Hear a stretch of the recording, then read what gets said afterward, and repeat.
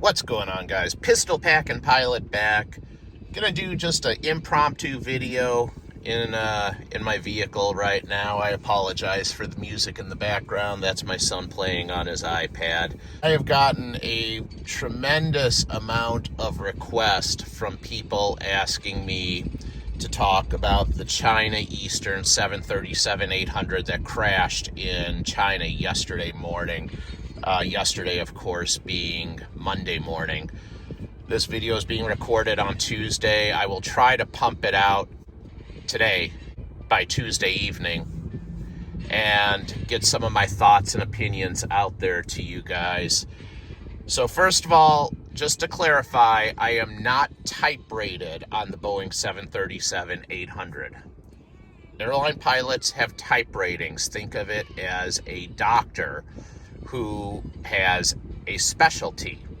So having an airline transport pilot license is the equivalent of like a medical doctor passing medical school and then being type rated in the Boeing 737 you could think of as being equivalent to a medical doctor who is now a cardiologist.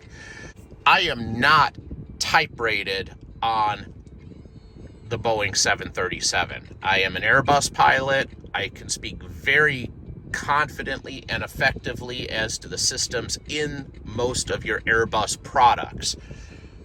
Boeing, totally different story, but I do believe that I know enough about airplanes and general aerodynamics to be able to form an opinion on what I think may have happened. Keep in mind, this is Pistol Packing Pilot's opinion. I can come up with potentially 3 scenarios, and we'll get to that in a minute. But just to give you a little bit of background for those of you who are not super familiar with what happened yesterday, a 737-800, this is not the 737 MAX. As a matter of fact, it doesn't even have the same system on it as the 737 MAX had that caused those 2 crashes a few years ago. That system was the MCAS. It's only the 737 MAX that has the MCAS. The 737-800 does not have that. You can think of the 737 MAX as putting lipstick on a pig. 1960s technology with a modern day avionics and computer upgrade. The 737-800, still relatively newer technology, 1990s era stuff, so it's a little bit more modernized, but it does not have that MCAS that caused the crashes in the MAXes. We can forget about that. But just to give you a little bit of background on what happened. The 737-800 was cruising along at 29,000 feet at about the point where it was getting ready to start its initial descent into their destination airport. The aircraft begun a very steep dive that would eventually have the airplane pointed vertically at the ground, 90 degrees, straight down, like a lawn dart. Now, there were reports that the aircraft recovered at 7,400 feet and climbed to 8,600 feet before once again starting a second dive. I have looked at all of the radar data and all of the information based off of the ADS-B, and I do not see that. All I see is one continuous plunge. So I can come up with 3 possible scenarios, but I think probably only one of those scenarios is going to be your most likely cause of this crash. And remember, like I said, I am not an accident investigator. I am a pilot who is a very opinionated pilot, but I think I have fairly educated opinions. The first potential scenario would be a catastrophic flight control malfunction. The horizontal stabilizer would have had to basically immediately get locked into the full down position and stay there. I don't know how that could possibly happen. Like I said, I am not type rated on the Boeing 737, but I do know that even in the case of the Alaska Airlines MD-80, Alaska 261 that crashed off the California coast into the Pacific Ocean, that had the jack screw malfunction, that aircraft did not have the same descent profile as this China Eastern 737-800. They did not go straight down. As a matter of fact, for a while, the flight crew was actually flying the aircraft inverted, trying to get the airplane out of the dive.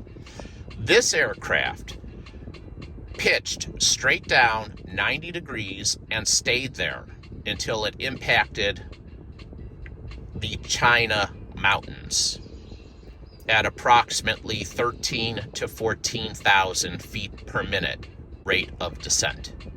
The second possible scenario that I can come up with is an in-flight breakup, but I don't really think that's going to be the case in this one. I don't think the evidence is necessarily pointing to an in-flight breakup.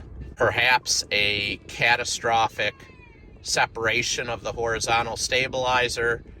But again, one of the things that the accident investigators are going to be looking for is all four corners of the airplane, meaning left wingtip, right wingtip, tail, and nose, so that you can identify the entire crash area.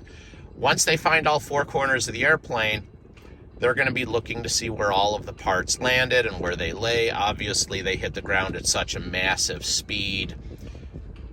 There's very little left. And, I really hope and pray that the CVR is at least still intact and it survived the crash, but this was just a tremendous impact. There's no way anybody on this aircraft even stood a snowball's chance in hell of surviving it. So that leads me to my third scenario, which I really, really regret to say I feel like this is the most likely cause of the crash. And I think that scenario would be a pilot suicide, or in this case, it would be a murder-suicide. And just knowing what I know about airplanes, the way they fly, and aerodynamics, it is extremely difficult to get that airplane into that type of descent profile and get it to stay there. As the airplane is accelerating down towards the earth, the airspeed is increasing. As the airspeed increases, this generates more lift. As more lift is generated, it wants to pitch up. So you have to put in more nose down trim and more forward force on the control yoke to hold it in that nose down 90-degree profile. And I don't know enough about Boeing products to know how else that could happen other than somebody in the flight deck doing that intentionally. I hope and pray I'm wrong, guys. This right here is nothing more than pistol packing pilots' 2 cents. Just my worthless opinion coming out of my stinky asshole. So take that for what it's worth. I do send my deepest prayers, condolences, and sympathies to everybody, their friends, and their families who perished in that China Eastern crash. I am the pistol packing pilot, and I am out. See ya!